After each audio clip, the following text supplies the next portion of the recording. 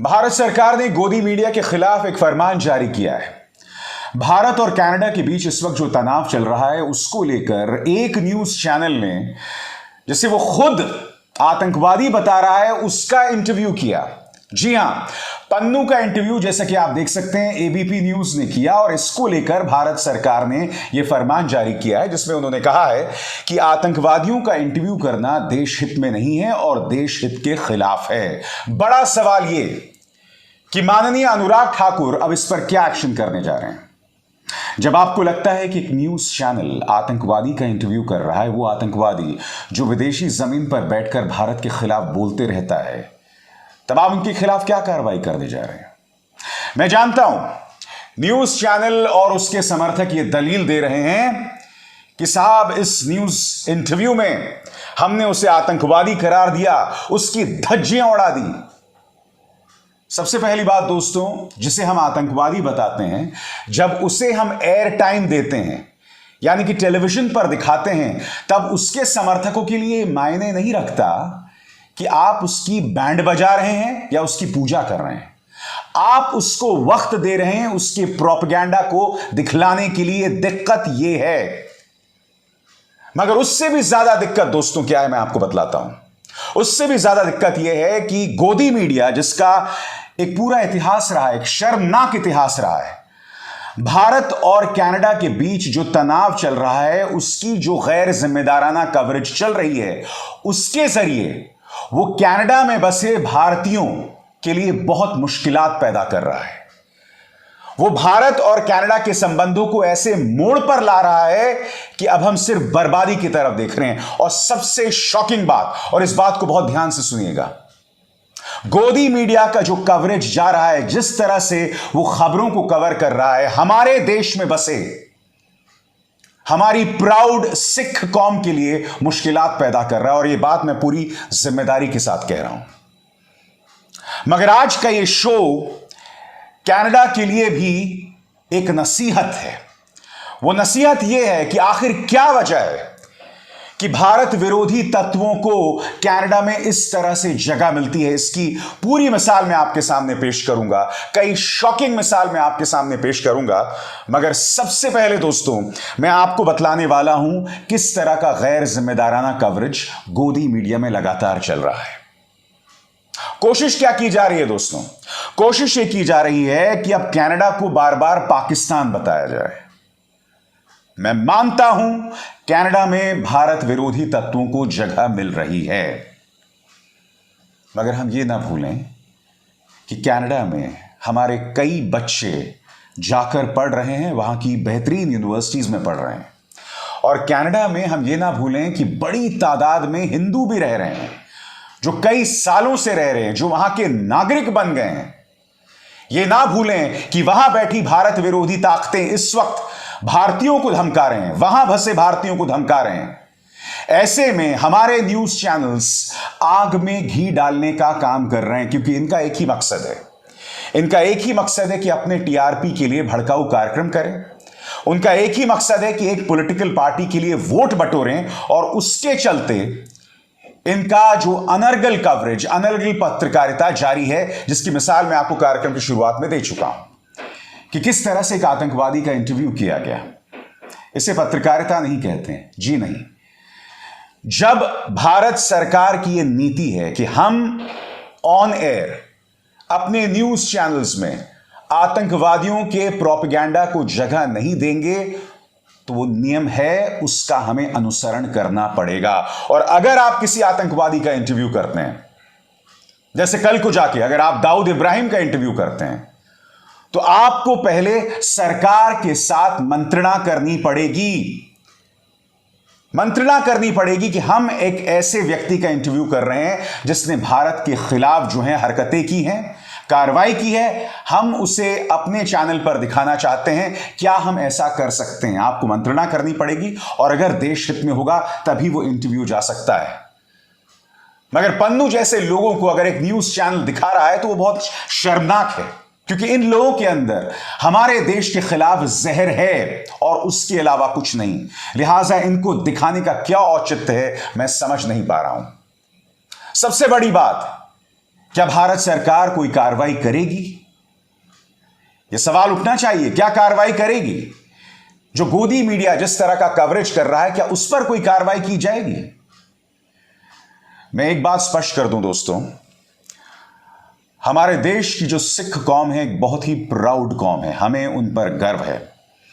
इतिहास में आज से नहीं कई सालों से, जब से सिख कौम जो है वजूद में आई है, ऐसी ढेरों मिसालें हैं जहां पर अपनी जान को न्यौछावर करके इन्होंने हमारे देश की रक्षा की है। कायदे से ये तमाम बातें मैं आपसे कहना भी नहीं चाहता और मुझे कहनी भी नहीं चाहिए, मगर मैं ऐसा क्यों कह रहा हूं? क्योंकि मुझे इस गोदी मीडिया पर विश्वास नहीं है। याद कीजिए, हमारे किसान जिनमें सिखों की बड़ी तादाद थी, सिंघू और टीकरी बॉर्डर पहुंचे भी नहीं थे और गोदी मीडिया ने खालिस्तानी शब्द का इस्तेमाल करना शुरू कर दिया था। मोदी सरकार ने तो सुप्रीम कोर्ट में बाकायदा एफिडेविट में यह तक कह दिया था कि आंदोलन में खालिस्तानियों का प्रवेश हो गया है। कोई प्रमाण नहीं थे दोस्तों। हां, विदेश में बैठकर किसान आंदोलन का फायदा उठाकर कुछ खालिस्तानी बयान दे रहे थे, मगर हमारे किसानों ने उस प्रोपेगेंडा को कोई तरजीह नहीं दी, कोई जगह नहीं दी। उन किसानों ने इस सरकार को और इसकी पालतू मीडिया को नाको चने चबवा दिए थे। बार बार यह साबित किया था। उल्टा जिस तरह की कवरेज उस वक्त भी गोदी मीडिया कर रहा था, वो गैर जिम्मेदाराना था। वो कहीं ना कहीं देश विरोधी ताकतों को बल दे रहा था। याद कीजिए, प्रधानमंत्री नरेंद्र मोदी जब पंजाब जाते हैं और एक पुल पर फंस जाते हैं और आगे नहीं जा पाते, क्यों? क्योंकि 1 किलोमीटर आगे किसान जो हैं वो प्रदर्शन कर रहे होते हैं। प्रधानमंत्री कहते हैं, मैं किसी तरह से अपनी जान बचाकर आया था। जबकि जो लोग उनके पुल तक पहुंच गए थे वो भारतीय जनता पार्टी के कार्यकर्ता थे, किसान नहीं थे जो प्रदर्शन कर रहे थे। वो लोग प्रधानमंत्री नरेंद्र मोदी का जयकारा लगा रहे थे, मगर उस पूरी घटना का इस्तेमाल किया गया पंजाबियों को बदनाम करने के लिए, सिखों को बदनाम करने के लिए। यह मिसाल आपको मैं इसलिए दे रहा हूं क्योंकि यह गोदी मीडिया निहायत ही गैर जिम्मेदाराना है।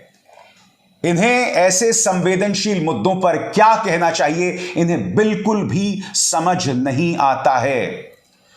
लिहाजा मुझे आशंका इस बात की है कि ये लोग जिस तरह से कवरेज कर रहे हैं, ये लोग न सिर्फ विदेश में बसे हमारे भारतीयों के लिए, यानी कि कनाडा में बसे हमारे भारतीयों के लिए मुश्किलात पैदा कर रहे हैं, बल्कि भारत के अंदर जो हमारी सिख कौम है उनके लिए हालात मुश्किल पैदा कर रहे हैं। मैं एक बात स्पष्ट कर दूं दोस्तों, और फिर दोहरा रहा हूं, हमें अपनी सिख कौम पर गर्व है, जिस तरह से हमें अपनी तमाम माइनॉरिटीज पर गर्व है। और यह बात मुझे आपको कहने की जरूरत नहीं है। आप मेरी पत्रकारिता को एक अरसे से देख रहे हैं। मैंने अपने पत्रकारिता के जरिए कभी भी किसी भी कौम या किसी भी तरह का सांप्रदायिक उन्माद नहीं फैलाया है।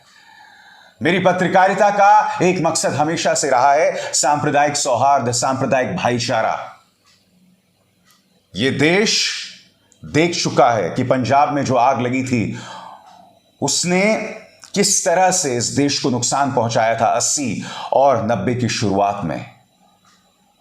हम उस दौर की तरफ दोबारा नहीं जाएंगे क्योंकि हम सब उस गलती से सीखे हैं, हर कोई उस गलती से सीखा है। मगर मैं सिर्फ इतना कहना चाहता हूं कि इस देश की सिख कौम एक मेहनत कश कौम है, हमें आप पर गर्व है।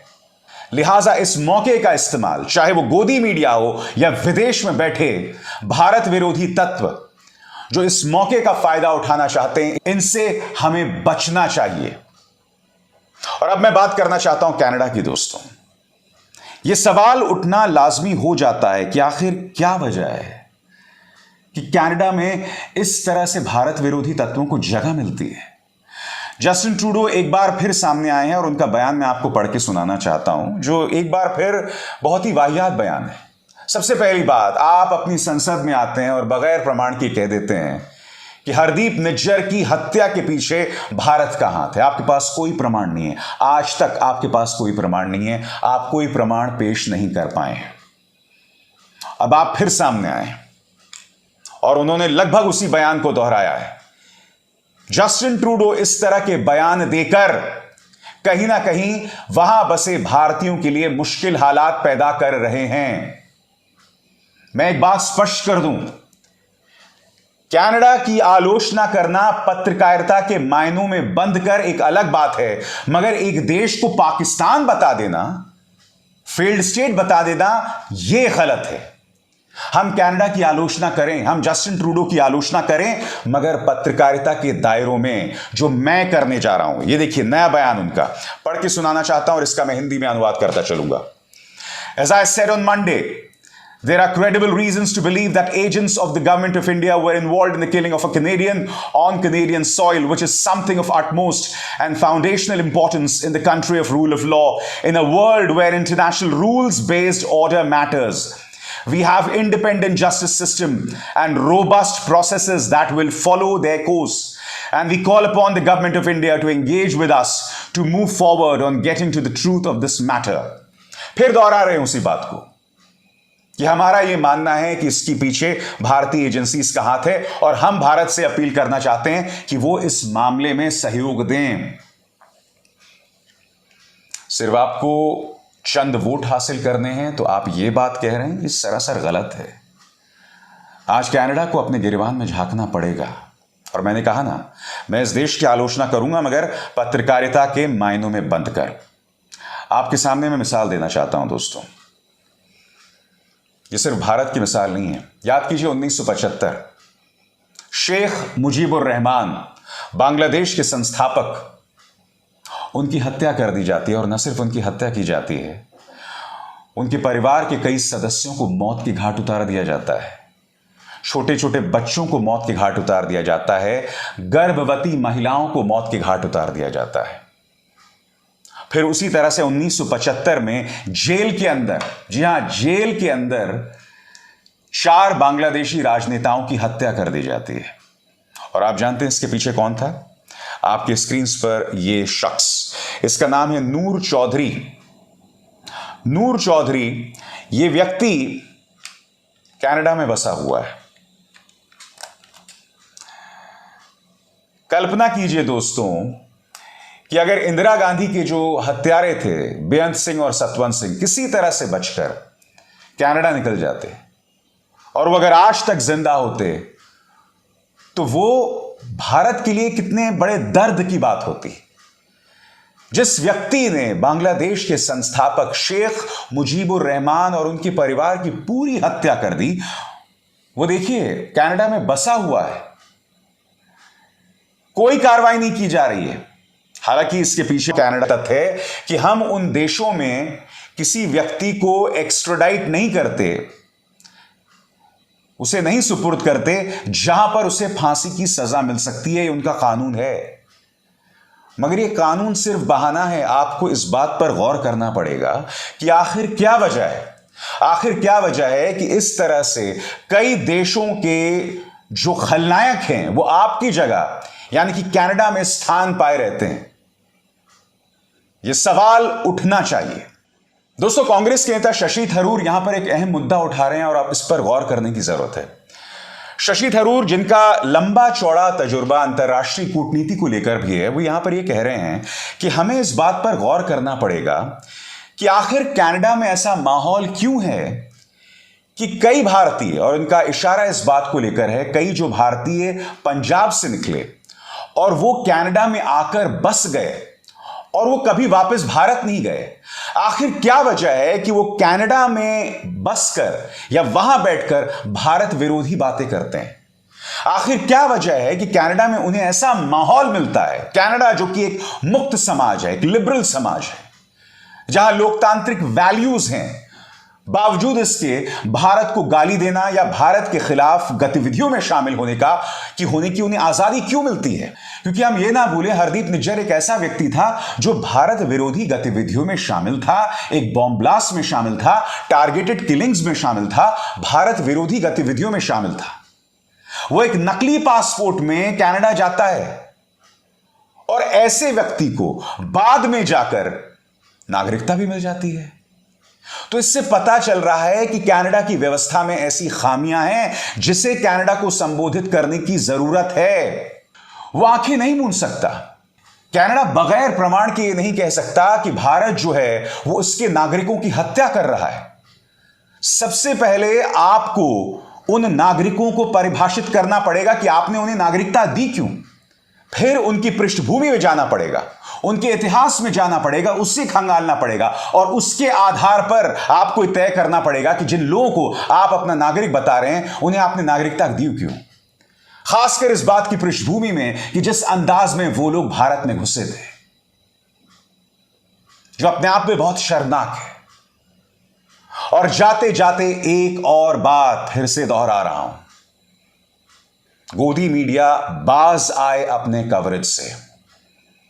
आप हमारे देश में बसे लोगों और विदेश खासकर कनाडा में बसे भारतीयों के लिए असहज करने वाले हालात पैदा नहीं कर सकते, बिल्कुल नहीं कर सकते।